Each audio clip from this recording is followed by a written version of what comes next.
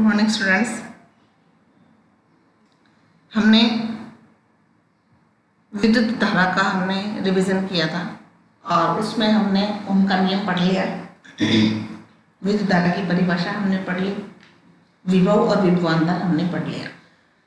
हम आज अपन रिवीजन करेंगे इसका प्रतिरोध का, कि ओम के नियम में V समानुपाती I हमने पढ़ा था, जिसमें समानुपाती के चिन्ह को जब हटाया था तो हमने कैपिटल R प्रतिरोध लगाया था।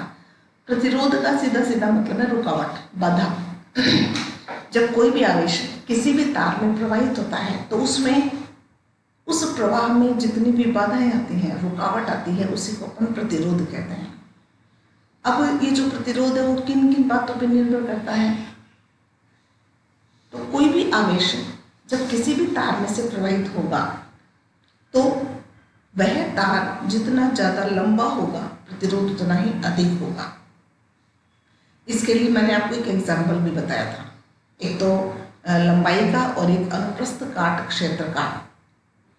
दोनों के एग्जाम्पल मैंने क्या बताए थे कि कोई भी व्यक्ति या कोई भी वाहन किसी भी रास्ते से अगर गुजरता है और वह रास्ता प्रतिरोध से भरा है या बाधा से भरा हुआ है, उसमें रुकावट है, उसमें परेशानियां हैं। किस तरह की परेशानियां? जैसे सड़क मान लो खराब है, अपन नहीं जाते, मेन रोड से जा रहे हैं, मान लो कहीं कच्चा रास्ता आ गया और वहाँ रोड खराब है, वहाँ वाहन चलने में परेशानी होती है या वाहन को धीरे चलाना पड़ता है, ठीक है। तो वो कच्चा रूट जो है वो जितना ज़्यादा लंबा होगा, परेशानी उतनी ही ज़्यादा होगी, बाधाएं उतनी ही ज़्यादा होगी या कम होगी। या आप सोच सकते हैं कि रास्ता, कच्चा रास्ता या कंक्रीट वाला रास्ता जिस पे वाहन गुजर रहा है, वह रास्ता जितना ज़्यादा लंबा होगा, प्रतिरोध या रुकावट या बाधा उतनी ही ज़्यादा होगी या कम होगी? तो ज़्यादा होगी ना। मान लो थोड़ी सी दूर में और कच्चा रास्ता है तो रुकावट कम है, क्यों? क्योंकि रास्ते की लंबाई कम है, इसलिए। तो हम सीधी सीधी कह सकते हैं कि प्रतिरोध जो है वो लंबाई के समानुपाती होता है। लंबाई जितनी ज़्यादा होगी, प्रतिरोध उतना ही ज़्यादा होगा, रुकावट उतनी ही ज़्यादा होगी, ठीक है।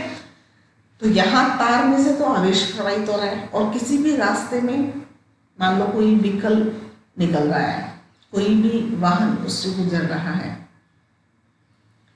तो ये एग्जाम्पल बेस्ट है।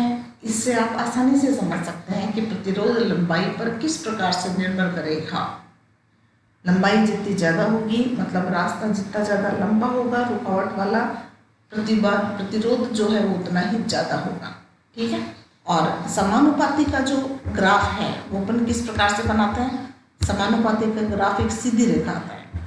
ये भी आप ध्यान रखोगे, समानुपाती का मतलब होता है एक चीज के बढ़ने पर दूसरी भी बढ़े। लंबाई बढ़ी तो प्रतिरोध बढ़ा, ठीक है। तो ऐसा आरेख एक सीधी रेखा प्राप्त होता है। बात समझ में आ गई? देखो, जैसे जैसे लंबाई बढ़ रही है वैसे वैसे प्रतिरोध भी बढ़ेगा।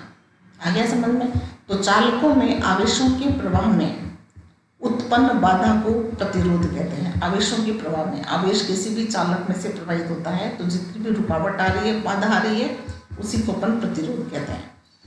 एक ही पदार्थ एवं समान मोटाई के तार की लंबाई बढ़ाने पर प्रतिरोध अर्थात बाधा बढ़ती है, ठीक है। एक ही क्वालिटी का तार होना चाहिए, ऐसा नहीं कि तांबे का ले लिया फिर अपन ने लोहे का ले लिया, तो अलग अलग तार में तो अलग अलग प्रतिरोध होता है। लेकिन एक ही प्रकार का पदार्थ का अगर तार है, चालक तार है और समान अनुप्रस्थ काट का है, उसकी मोटाई अगर समान है, तब उसकी लंबाई बढ़ाने पर प्रतिरोध बढ़ेगा, ठीक है। दूसरा है अनुप्रस्थ काट क्षेत्र। अनुप्रस्थ काट क्षेत्र का मतलब होता है चौड़ाई, तार कितना चौड़ा है, ठीक है। अब देखिए, तार अगर ज़्यादा चौड़ा होगा तो आवेश के प्रवाह में कोई परेशानी नहीं आएगी, परेशानी कम हो जाएगी। तार चौड़े होने का मतलब तार मोटा तार, एक तो पतला तार होता है, पतले तार में आवेश को गुजरने के लिए जगह कम मिलती है, आप ऐसे याद रखो। मोटा तार होगा तो उसको खूब सारी जगह मिल जाएगी वहाँ से गुजरने के लिए, वहाँ से प्रवाहित होने के लिए। ठीक है ना। ये भी मैं वही आपको रास्ते वाले उदाहरण दूंगी कि एकदम संकीर्ण रास्ता है और संकीर्ण रास्ते पर कोई मान लो वाहन जा रहा है तो उसको परेशानी होगी या नहीं होगी। सामने से मान लो कोई दूसरा वाहन आ गया तो उसको या तो साइड में लेना होगा या बैक लेना होगा ना। तो रास्ता चौड़ा अगर है, उसका अनुप्रस्थ काट क्षेत्र अगर ज्यादा है तो क्या होगा, कोई परेशानी नहीं होगी। न तो बैक लेने की आवश्यकता है, न रुकने की आवश्यकता है, न साइड में खड़ा करने की आवश्यकता है। वो साइड से सीधा निकल सकता है ना। तो ठीक उसी प्रकार रास्ता अगर चौड़ा है तो रुकावट क्या होगी, कम होगी, प्रतिबाधा कम होगी, प्रतिरोध कम होगा ना। तो ठीक उसी प्रकार अगर तार की मोटाई अगर ज्यादा है, तार ज्यादा मोटा अगर है तो क्या होगा, आवेश के प्रवाह में बाधा या प्रतिरोध कम होगा। समझ गए होंगे आप, है ना। तो एक ही पदार्थ, ये दोनों कंडीशन तो लगानी पड़ेगी। पदार्थ एक होना चाहिए। जब अपन लंबाई में संबंध देख रहे थे तब अनुप्रस्थ काट क्षेत्र समान था, और अनुप्रस्थ काट क्षेत्र में संबंध देखेंगे तो लंबाई समान होगी। ठीक है। तो एक ही लंबाई समान होनी चाहिए, एक ही पदार्थ का होना चाहिए, और चालक तारों का प्रतिरोध अनुप्रस्थ काट क्षेत्रफल के व्युत्क्रमानुपाती होता है।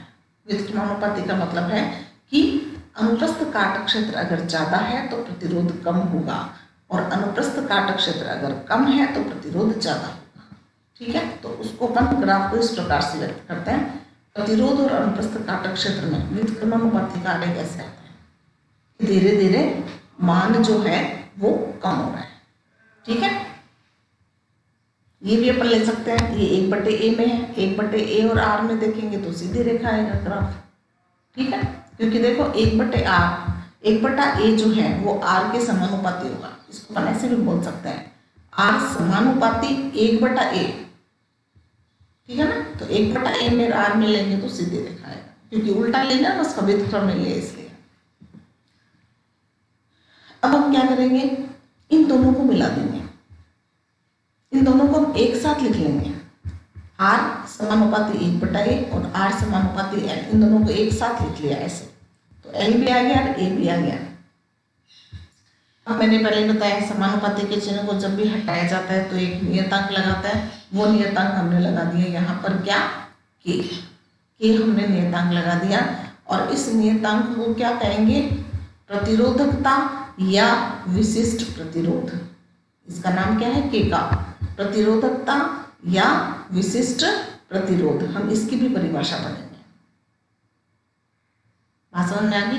तो R बराबर क्या गया, KL/A। अब देखो प्रतिरोधकता, हमने ये सूत्र पढ़ा था, R बराबर KL/A। अब हम किसको, हमें किसका अध्ययन करना है, किसको पढ़ना है, K को पढ़ना है। तो हम K बराबर ले लें, K बराबर ले सकते हैं ना। तो K बराबर लेने के लिए क्या होगा, A को तो हमें ऊपर ले जाना पड़ेगा R के पास, क्रॉस मल्टीप्लाई कर दो। A को तो ले जाओ ऊपर और L को ले आओ नीचे यहाँ। तो सूत्र क्या बन जाएगा, RA/L बराबर K बन जाएगा ना। तो K बराबर RA/L। ठीक है। अब यहाँ K को परिभाषित करना है। K की परिभाषा देने के लिए हमारे पास में जो ये भौतिक राशियां हैं, कौन कौन सी, क्षेत्रफल और लंबाई। क्षेत्रफल और लंबाई को हम एकांक कर देंगे। ये भी मैंने आपको बता रखा है कि जब कोई परिभाषित किया जाता है किसी भी राशि को, तब हम कुछ भौतिक राशियों को एकांक कर देते हैं। एक तो जो बटे में है उसको तो एकांक करना ही है। ठीक है। उसके साथ अन्य राशि है जिसका मात्रक भी उसके जैसा ही है, तो उसको भी हम एकांक कर सकते हैं। तो यहाँ हमने लंबाई को एकांक कर दिया और अनुप्रस्थ काट क्षेत्र को हमने एकांक कर दिया। तो यहाँ देखिए डायग्राम बना रखा है, हमने एक चालक ले रखा है जो लंबाई कितनी है 1 मीटर, और मान लो इसका अनुप्रस्थ काट क्षेत्र भी कितना है 1 मीटर स्क्वायर। तो यहाँ पर ए का मान कितना है 1, एल का मान कितना है 1, तो क्या आ जाएगा के बराबर आर, क्या आ जाएगा के बराबर आर। तो इसकी परिभाषा हम कैसे देंगे, प्रतिरोधकता जो है वो किसके बराबर होगी, प्रतिरोध के बराबर, प्रतिरोधकता प्रतिरोध के बराबर होगी। लेकिन कब, हमने क्या कंडीशन लगाई है, क्या स्थिति लगाई है, जब चालक की लंबाई कितनी हो 1 मीटर और अनुप्रस्थ काट कितना हो 1 मीटर स्क्वायर, ठीक है ना। तो जब चालक की लंबाई 1 मीटर और अनुप्रस्थ काट क्षेत्र 1 मीटर स्क्वायर होता है तो उस चालक का प्रतिरोध ही उसकी प्रतिरोधकता कहलाती है। ये प्रतिरोधकता की परिभाषा होगी। अर्थात इकाई लंबाई व इकाई अनुप्रस्थ काट के क्षेत्रफल वाले तार का प्रतिरोध ही प्रतिरोधकता कहलाती है। मात्रक आप खुद बना सकते हो। आर का मात्रक क्या होता है ओम, एक क्षेत्रफल का मात्रक क्या होता है मीटर स्क्वायर, और लंबाई का मात्रक क्या होता है मीटर, मीटर से मीटर कट जाएगा तो क्या जाएगा ओम इंटू मीटर। तो प्रतिरोधकता का मात्रक क्या हो गया ओम इंटू मीटर, ठीक है। आर की जगह ओम, आर का मात्रक क्या होता है ओम, ए क्या है क्षेत्रफल, क्षेत्रफल का मात्रक क्या होता है मीटर स्क्वायर, एल क्या है लंबाई, लंबाई का मात्रक क्या होता है मीटर, ठीक है। ए जो है वो एल व ए पर निर्भर नहीं करता, यह पदार्थ पर ही निर्भर करता है। देखिए जैसे हम किसी भी पदार्थ का कोई छोटा सा भी टुकड़ा ले लें तो उसमें उस छोटे से टुकड़े में उस पदार्थ के गुण विद्यमान रहते हैं। जैसे अपन ने मानो लोहा लिया, लोहे का छोटा सा टुकड़ा लिया, तो लोहे का कितना भी छोटे से छोटा टुकड़ा ले रहेगा तो वो लोहा ही, ठीक है ना, वो दूसरा पदार्थ नहीं बन सकता। तो उसमें लोहे के गुण तो विद्यमान है ही। तो जो प्रतिरोधकता है वो ये नहीं है कि हमने जितना ज़्यादा लंबा तार लिया लोहे का या तांबे का या एल्यूमिनियम का, किसका भी अगर लंबा तार लेंगे तो उसकी प्रतिरोधकता ज़्यादा होगी, ऐसा नहीं है।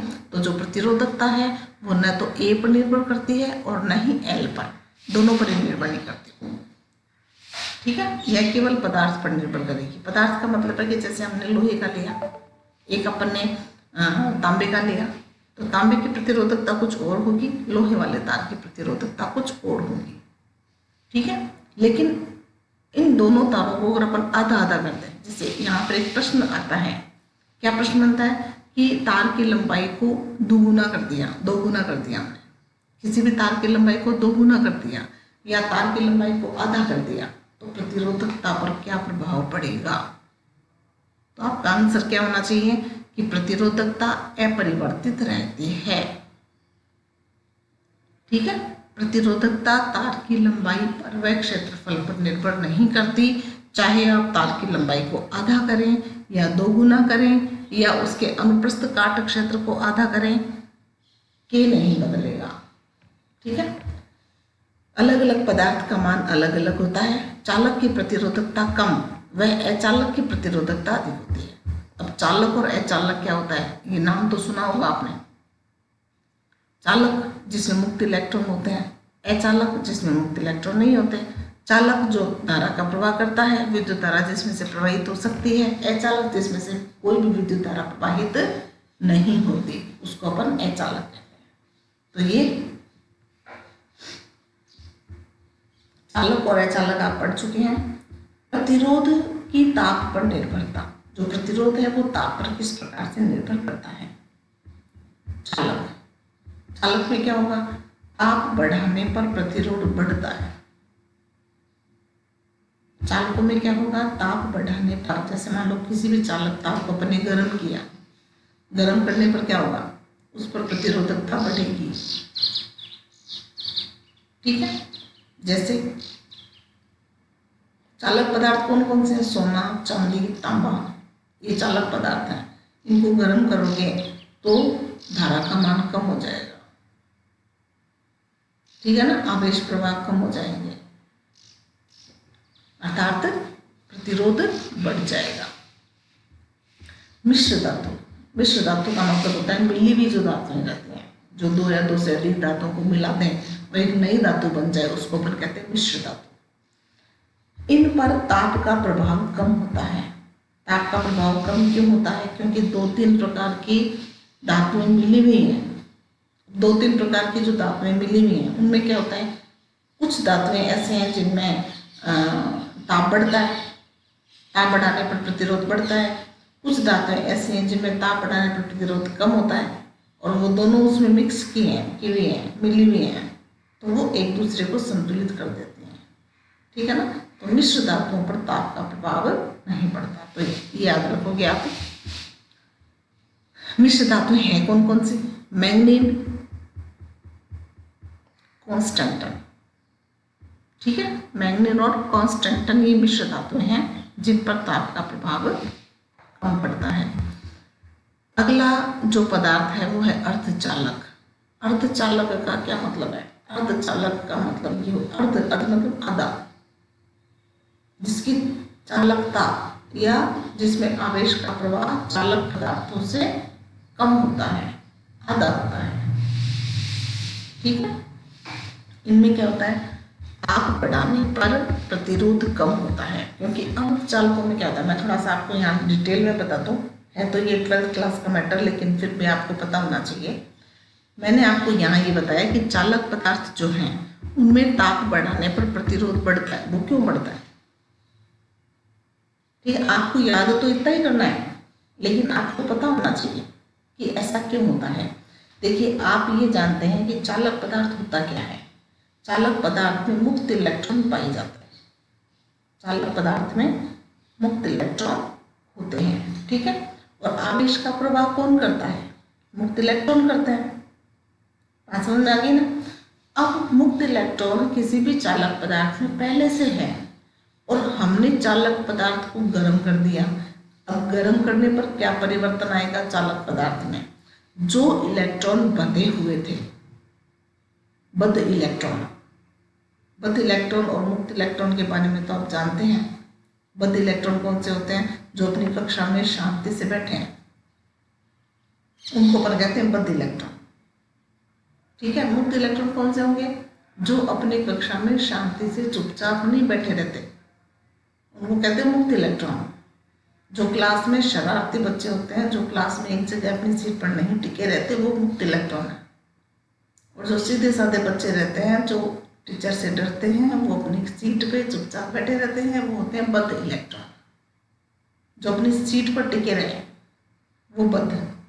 जो अपनी सीट पर नहीं टिकते, बार बार खड़े होकर घूमने की चेष्टा करते हैं, वो होते हैं मुक्त इलेक्ट्रॉन। आगे समझ में। अब मान लो हमने गर्म किया तो क्या होगा? जो बद्ध इलेक्ट्रॉन थे उनको एनर्जी मिल जाएगी, उनको ऊर्जा मिल जाएगी। और ऊर्जा मिलने पर क्या होगा? वो भी खड़े होने शुरू हो जाएंगे, वो भी अपनी कक्षा से उठकर और घूमना शुरू कर देंगे। तो मुक्त इलेक्ट्रॉन की संख्या बहुत ज़्यादा, अचानक बहुत ज़्यादा बढ़ जाएगी। और बहुत ज़्यादा बढ़ने पर क्या होगा? टक्करों की संख्या बढ़ जाती है। जैसे अपन यूँ माने कि भगदड़ हो जाती है। भगदड़ हो जाते तो क्या होता है? सही से सीधे काम नहीं होता और काम में रुकावट आती है, कार्य में रुकावट आनी शुरू हो जाती है। होता है ना कि एक तो कुछ मुक्त इलेक्ट्रॉन या कुछ बच्चे अपना कार्य कर रहे हैं, मुक्त इलेक्ट्रॉन है वो, कुछ मुक्त इलेक्ट्रॉन है या कुछ बच्चे जो हैं वो घूमकर और अपना कार्य कर रहे हैं। मान लो सूचना को एक जगह से दूसरी जगह पहुंचा रहे हैं। अब उसमें मान लो उनकी संख्या बढ़ा दी जाए, 10 की जगह मान लो 20 कर दी जाए, 50 कर दी जाए, तो क्या कार्य होगा? क्या नहीं होगा। कार्य में रुकावट आनी शुरू हो जाएगी, भगदड़ मच जाएगी। क्योंकि जो मुक्त इलेक्ट्रॉन थे उनकी भी कुछ ऊर्जा बढ़ेगी। तो पहले वो जिस वेग से गति कर रहे थे उससे ज़्यादा वेग से गति करेगी। वो चल रहे थे, भागना शुरू कर देंगे। ठीक है ना। और जो बैठे थे वो चलना शुरू कर देंगे। तो क्या होगा? आपस में टकराएंगे। आपस में टकराएंगे तो कार्य होने में परेशानी होगी। कार्य कौन सा? चालकों के लिए अगर अपन लें तो आवेश प्रवाह का कार्य था। आवेश प्रवाह के कार्य में परेशानी आएगी, रुकावट आएगी। और रुकावट का मतलब क्या? प्रतिरोध उत्पन्न होगा। बात समझ आ रही है ना। तो चालकों में पहले से मुक्त इलेक्ट्रॉन होता है और पहले से मुक्त इलेक्ट्रॉन होने पर ताप बढ़ाने पर क्या होगा कि उन मुक्त इलेक्ट्रॉन की संख्या अचानक बहुत ज़्यादा हो जाती है और टक्करों की संख्या बढ़ जाती है, टक्कर होनी स्टार्ट हो जाती है आपस में, और जो कार्य होना चाहिए था वो कार्य नहीं होता, उसमें बाधा उत्पन्न होने लग जाती है। ठीक है, लेकिन ये तो हुआ चालक की बात। तो बाधा उत्पन्न होने लगी मतलब प्रतिरोध बढ़ा, पहले सीधा सीधा कार्य हो रहा था। अब अपन बात करते हैं अर्धचालक की।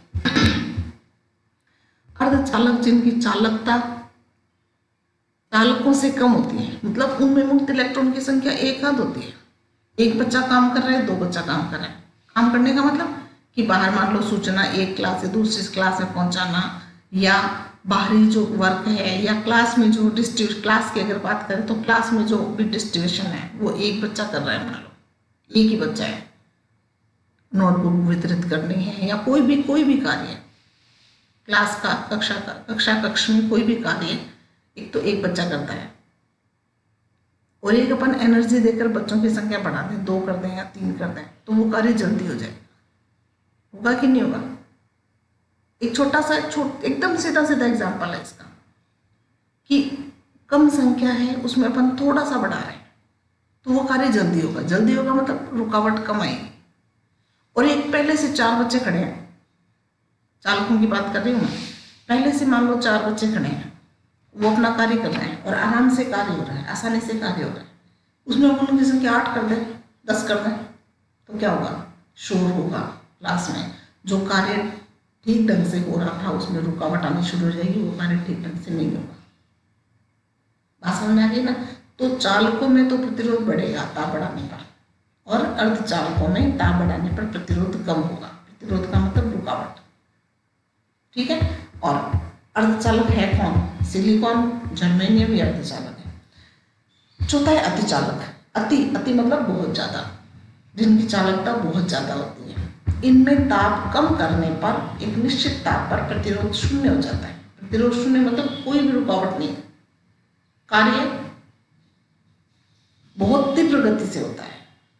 ठीक है ना? तो प्रतिरोध शून्य हो जाता है, तो इनको अपन क्या कहते हैं?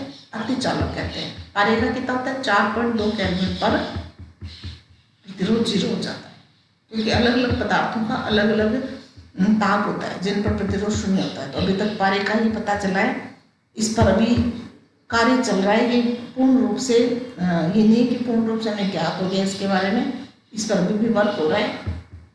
अभी तक हम पारे के लिए जानते हैं कि पारे के लिए कितने केल्विन पर प्रतिरोध शून्य होता है, क्योंकि इसके लिए बहुत ज़्यादा हाई टेम्परेचर की आवश्यकता होती है। तो ये चारों समझ में आ गए आपके, चालक, मिश्र धातु, अर्धचालक और अतिचालक। ठीक है, तो आज के लिए इतना काफ़ी है। धन्यवाद। वीडियो आप ज़रूर देखें, जो बच्चे नहीं देख रहे हैं वो, क्योंकि लॉकडाउन का कुछ भरोसा नहीं है, कब खुले कब स्कूल खुले।